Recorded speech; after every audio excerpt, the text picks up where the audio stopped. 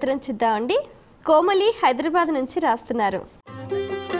శ్రావణంలో వరలక్ష్మి వ్రతం ఎవరైనా ఆచరించవచ్చా, తెలియజేయగలరు అంటూ రాస్తున్నారు.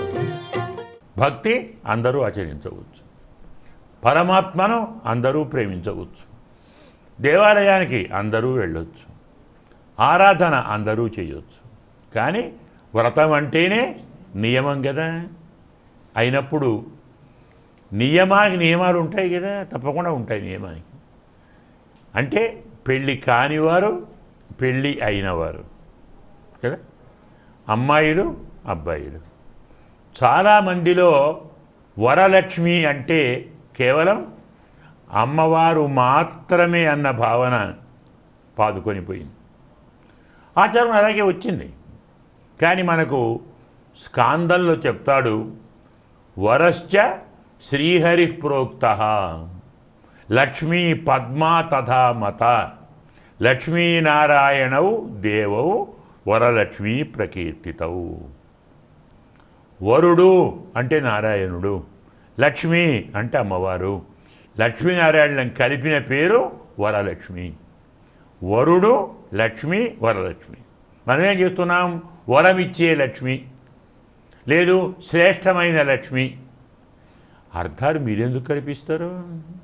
చెప్పిన అర్థం చెప్పండి. అందులో మన సాంప్రదాయంలో ఒక లక్ష్మిని కానీ ఒక నారాయణుణ్ణి కానీ విడిగా ఆరాధించకూడదు. భార్యాభర్తలను విడదీసి కూర్చోబెట్టి నాకు వరాలు ఇవ్వు అంటే ఇస్తుందా అమ్మా? మీ ఆయనను నువ్వు చూడొద్దు, మీ ఆయన ఉన్న చోటికి నువ్వు వెళ్ళొద్దు, నా దగ్గరే కూర్చో, నాకు వరాలు ఇవ్వు, ఏ అమ్మ ఇవ్వదు. మనం చెప్పుకున్నాం కూడా. సీతే కావాలి రాముడొద్దు అనుకున్నవాడు రావణాసురుడు. ఏమయ్యాడు? రాముడే కావాలి సీత వద్దు అనుకున్నది శూర్పణఖ. ఏమైంది? ఇద్దరు కావాలని అనుకున్నవారు విభీషణుడు, సుగ్రీవుడు ఎలా ఉన్నారు? అందుకే లక్ష్మీనారాయణులను దంపతులను ఆరాధించాలి. ఒక గ్రంథం ఉంది ఆగమశాస్త్రంలో, లక్ష్మీతంత్రం అని. అందులో అమ్మ చెప్తుంది, యథాహం శ్రీహరేహే హృదయే సంస్థిత.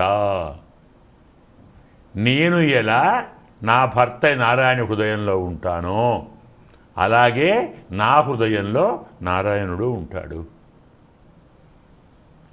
అమ్మవారిని ఫోటో పెట్టే ముందు వక్షస్థలంలో నారాయణుడిని అమ్మవారి ఫోటో తీసుకోవాలి. ఇద్దరిని పెట్టే పూజించాలి. ఫోటో లేదు, పక్కన స్వామిని పెట్టండి. లక్ష్మీనారాయణులు, పార్వతీ పరమేశ్వరులు ఇలా జంటగా పెట్టి ఆరాధించాలి తప్ప ఒక్కరిని ఆరాధించకూడదు. వారిని కూడా జంటగా ఆరాధించవచ్చు.